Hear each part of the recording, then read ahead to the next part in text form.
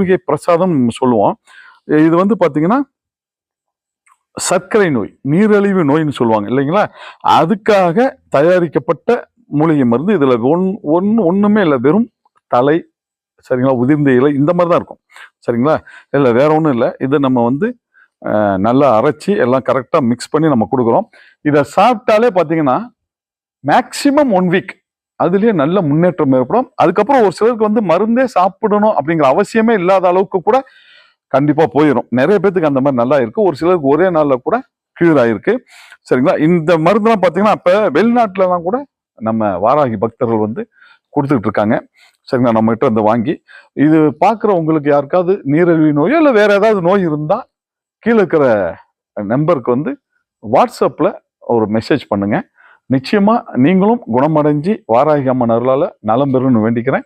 நன்றி, வணக்கம்.